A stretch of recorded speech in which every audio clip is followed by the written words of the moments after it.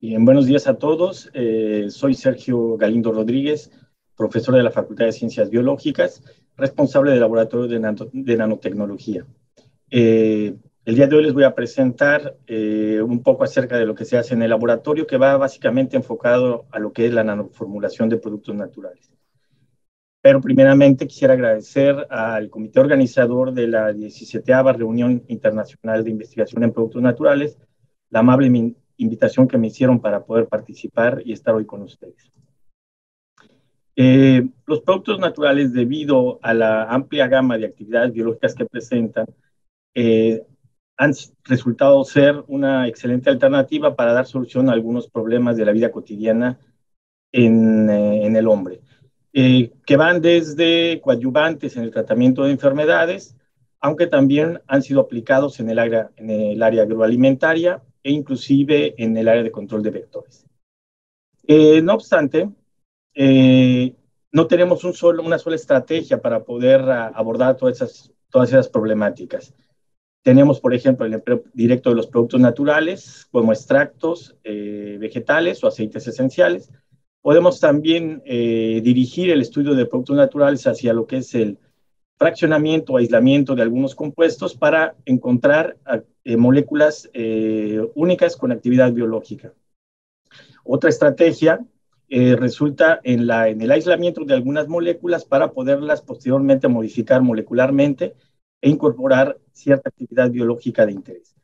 En el caso del laboratorio de nanotecnología de la facultad, nosotros trabajamos con la primera estrategia, que es el empleo directo de extractos vegetales y aceites esenciales, que es de lo que les platicaré un poco más a continuación.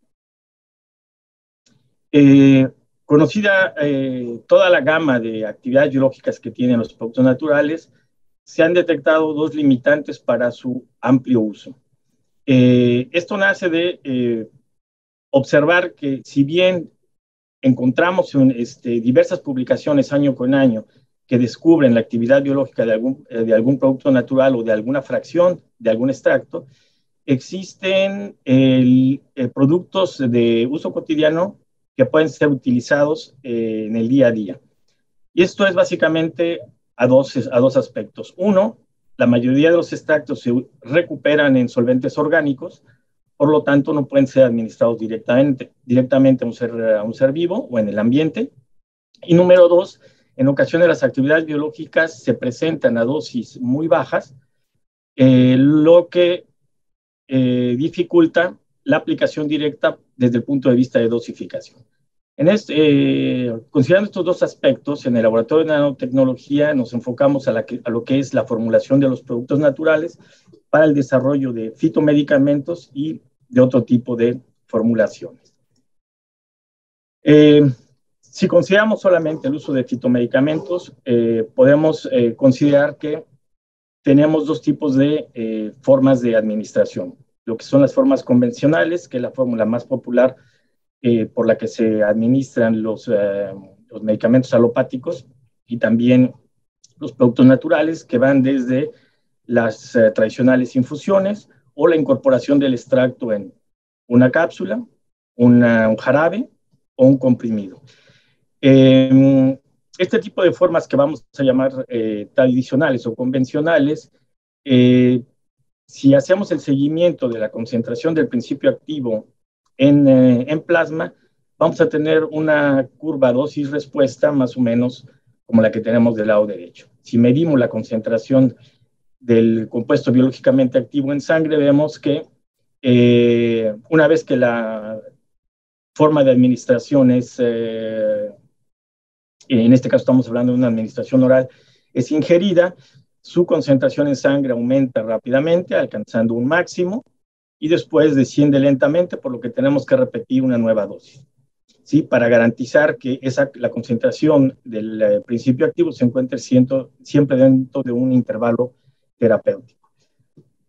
Para poder mejorar y hacer que esta concentración que se encuentra en el intervalo terapéutico permanezca o dure mucho más tiempo, se tiene como alternativa los sistemas de liberación controlada, en los que la curva de concentración plasmática contra el tiempo nos dan este tipo de perfiles.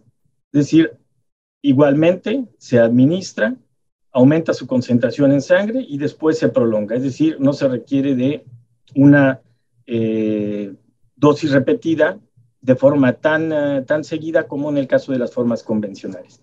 Dentro de estos sistemas de liberación controlada, algunos que han tomado mucha importancia dentro de en los últimos años son los sistemas nanoparticulados. Entre ellos destacan las nanopartículas poliméricas, que podemos clasificar como sistemas coloidales sólidos formados de materiales macromoleculares, es decir, polímeros, y cuyo tamaño fluctúa entre 1 y 400. La particularidad de estos sistemas poliméricos es que dentro de su estructura, que tiene una forma esférica, podemos incorporar sustancias con actividad biológica. Las podemos incorporar en la superficie, es decir, ser absorbidas, o pueden estar incorporados dentro de su estructura para posteriormente poder ser liberadas poco a poco y obtener ese efecto de liberación controlado del que hablábamos hace un rato. ¿Qué aspectos biológicos son relevantes para asociar con las características de estos sistemas nanoparticulados? Primeramente, su tamaño. Son sistemas que son, dijimos, entre 100 y 400 nanómetros, es decir, pueden transportarse libremente a través de los capilares, pueden, en el caso de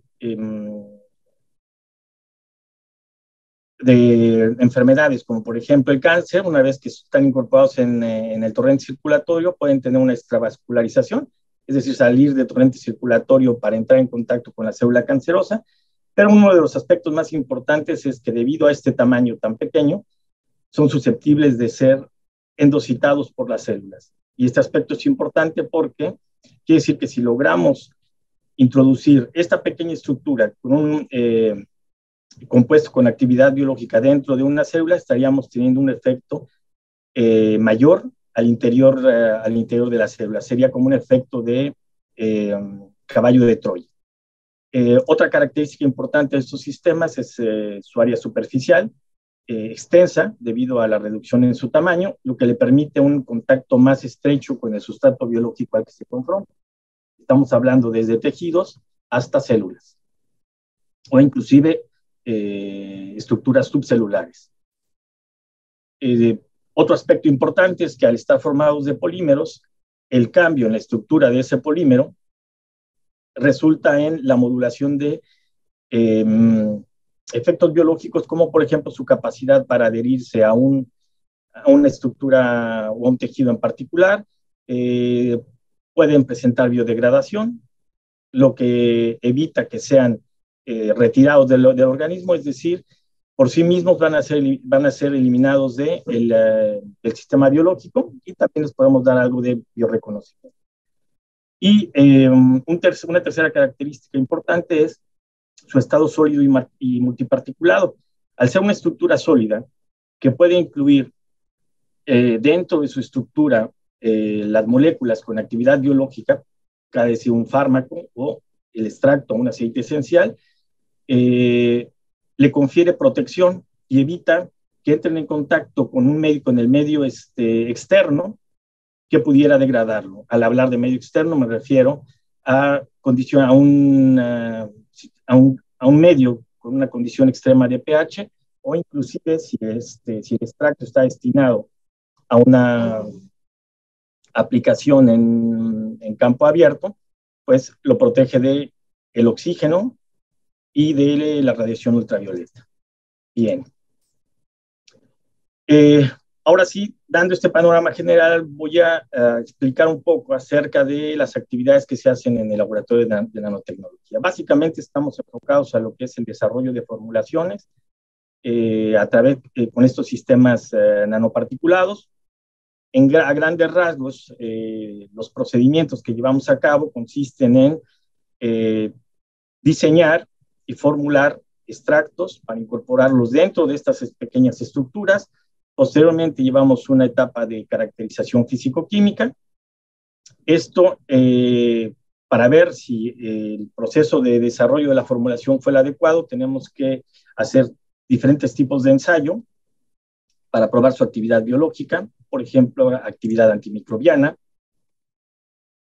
diferentes actividades biológicas, por ejemplo, antimicrobianas, antioxidantes, inclusive actividad bioinsecticida.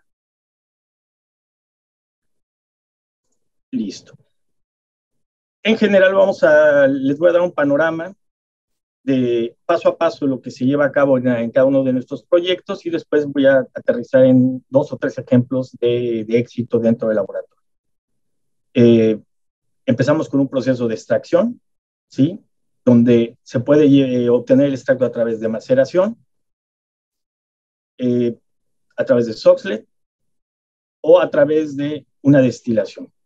Posteriormente se lleva a cabo una caracterización físico-química, donde principalmente hacemos uso de sistemas cromatográficos, ¿sí? Cromatografía de líquidos de alta resolución, cromatografía de gases y cromatografía de gases acoplada a masas. Pero también llevamos a cabo pruebas de rutina que son el tamizaje físico. Una vez que ya tenemos el extracto caracterizado, entonces sí, pasamos al proceso de encapsulación, en el cual a través de diferentes técnicas, una de las más utilizadas en el laboratorio es nanoprecipitación, aunque no es la única, se lleva a cabo la incorporación del extracto dentro de las nanopartículas y después se hace un proceso de caracterización físico-química que incluye análisis de infrarrojo, nuevamente un perfil cromatográfico, puede ser calorimetría diferencial de barrido y algunas mediciones de tamaño y microscopía electrónica. Finalmente, para validar la formulación, pues vemos si mantiene la actividad biológica que originalmente tenía el extracto. Entonces voy a dar 3 ejemplos. Uno de los primeros proyectos que iniciamos en el laboratorio y que involucró una amplia gama de ensayos fue el desarrollo de formulaciones que tenían como finalidad servir de coadyuvantes en el tratamiento de la tuberculosis. Sabemos que la tuberculosis es una enfermedad crónica, progresiva, es de alta incidencia a nivel mundial, ¿sí? Cada año se presentan 10.4 millones de casos nuevos. América Latina no es la excepción, presenta alrededor de 289,000 nuevos casos. Y en México es una enfermedad persistente, ¿sí? No se ha logrado erradicar y las cifras de incidencia van en aumento. El estado de Nuevo León ocupa el 7º lugar de todos los estados en el número de casos de tuberculosis. El tratamiento de la tuberculosis es largo, se ha complicado porque se han presentado una gran variedad de cepas multiresistentes. El tratamiento es largo, ¿sí? Inicialmente puede durar de 6 a 8 meses, ¿sí? Lo que hace que el paciente frecuentemente abandone el tratamiento y caiga en esta situación de generación de cepas multiresistentes. ¿Cuál fue nuestra propuesta para poder abonar algo al control de esta enfermedad? Bueno, decidimos preparar nanopartículas que incluyeran un extracto con actividad antituberculosa. Aquí hago un paréntesis para recalcar que en la mayoría de nuestros proyectos utilizamos extractos vegetales o aceites esenciales que ya previamente fueron estudiados y se les descubrió alguna actividad biológica, ¿sí? No iniciamos de cero, tratamos de, a través de una exhaustiva revisión bibliográfica, ubicar este tipo de extractos o aceites esenciales y entonces sí, proceder a un proceso de nanoencapsulación para hacer, número 1, viable su administración, ¿sí? Y número 2, tratar de que este proceso de encapsulación mejore su actividad biológica. Esos son, vamos a decir, son los dos objetivos principales de este tipo de proyectos. Aquí nosotros investigamos, habíamos visto ya que el pirul, sus extractos presentaban cierta actividad biológica y entonces procedimos a diseñar un sistema nanoparticulado que pudiera hacer viable su administración y ver si podíamos mejorar su actividad biológica. Partimos de extractos de 2 partes del árbol, que fue de la hoja y del fruto. Utilizamos diferentes solventes para poderlo recuperar. Básicamente fueron hexano y metanol.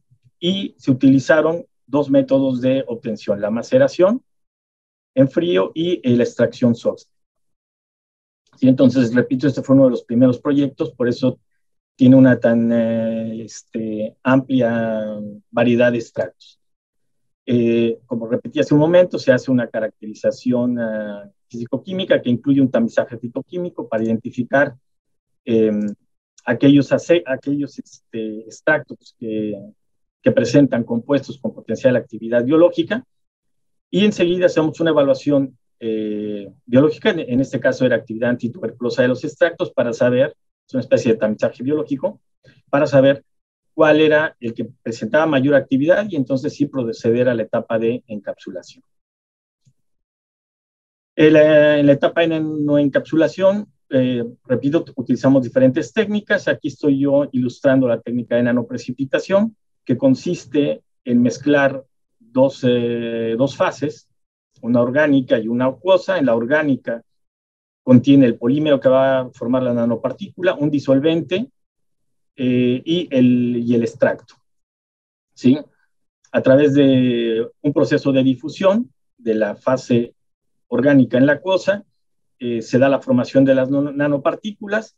En este momento nosotros todavía tenemos a las nanopartículas con solvente, lo eliminamos y de esta manera obtenemos una dispersión acuosa de nanopartículas libre de solvente que ya puede ser aplicada para estudios in vivo o in vitro. Bien, dentro del proceso de formulación nosotros podemos utilizar diferentes polímeros dependiendo de el destino de la nanopartícula. Por ejemplo, en el caso del extracto hexánico del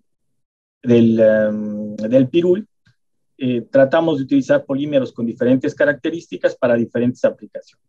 Utilizamos dos polímeros biodegradables pensando en que la administración de estas nanopartículas pudieran ser vía intravenosa o vía pulmonar.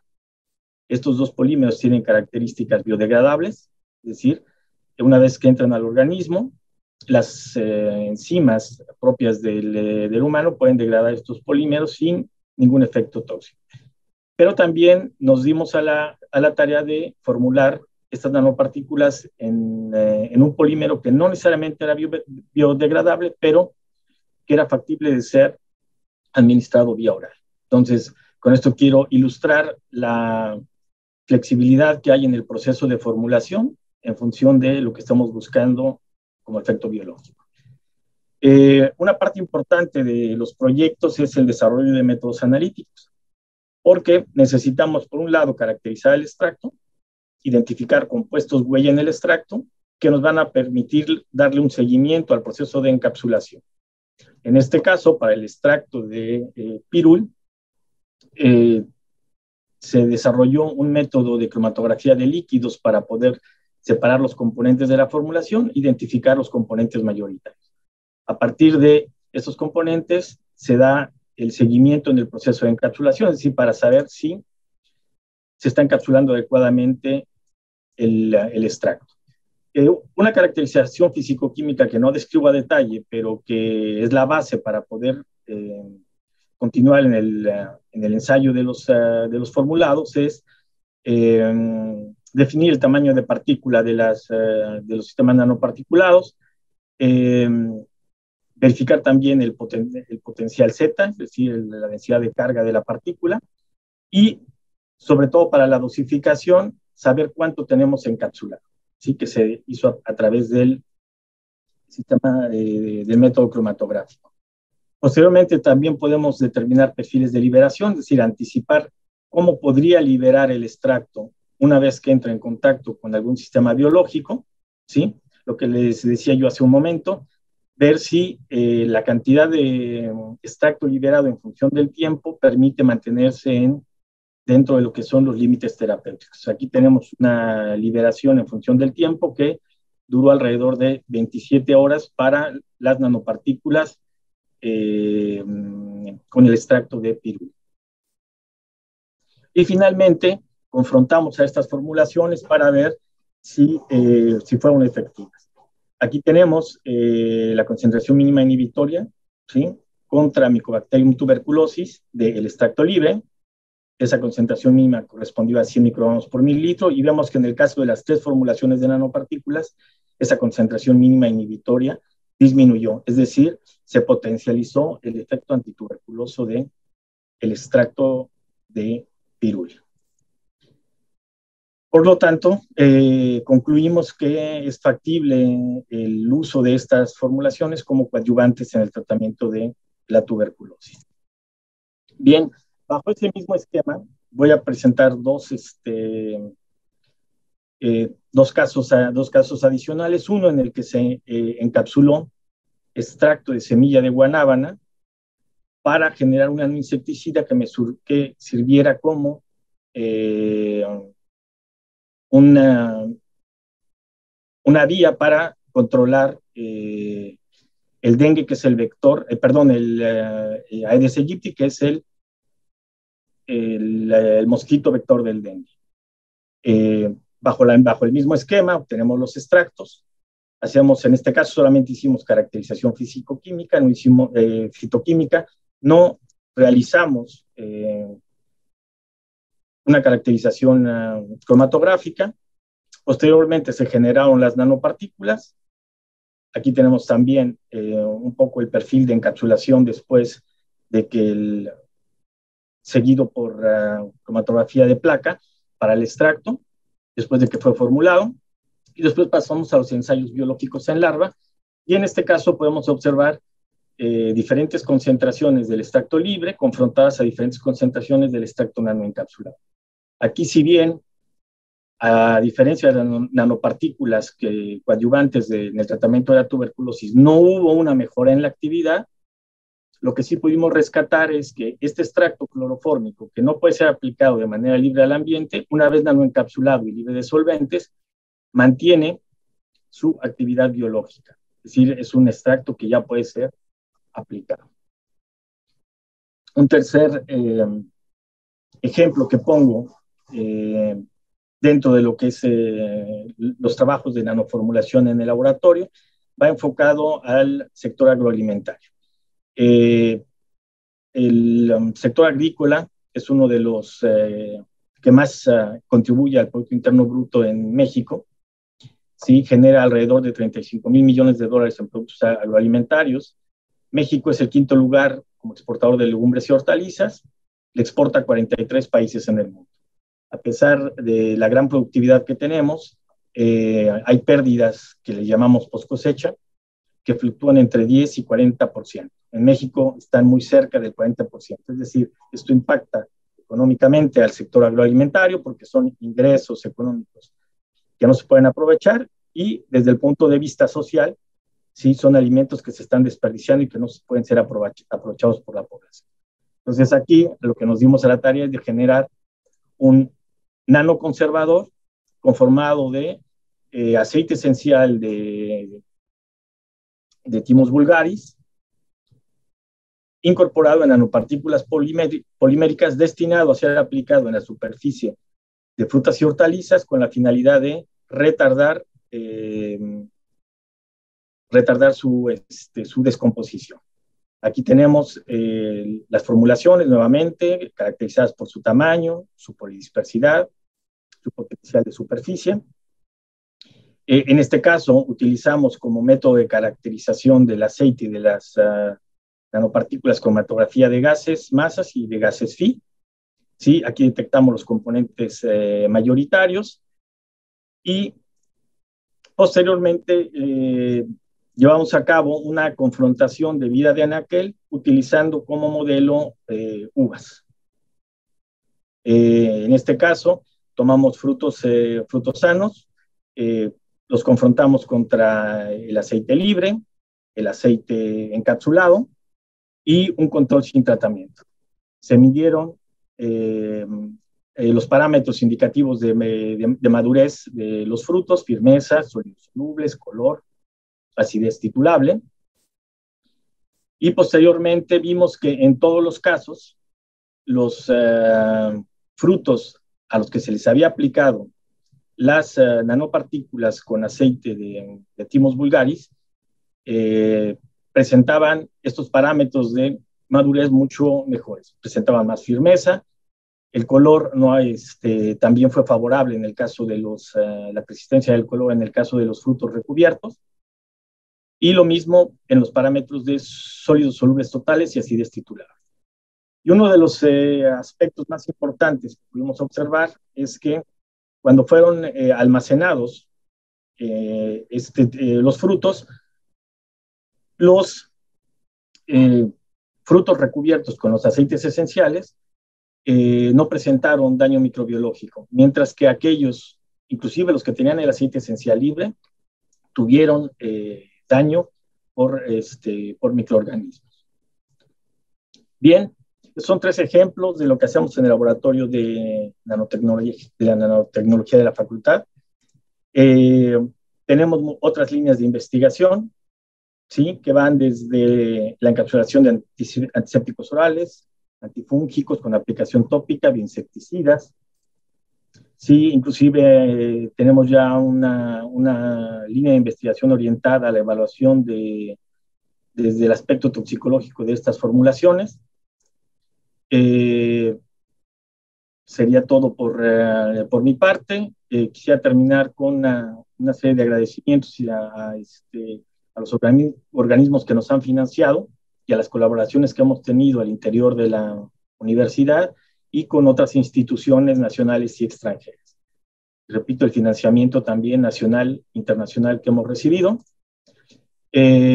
Muchos de estos proyectos se llevan a cabo en algunos programas de posgrado a los que estamos involucrados, como son la maestría y el doctorado en manejo y aprovechamiento integral de recursos bióticos. Sería todo por mi parte. Agradezco su atención.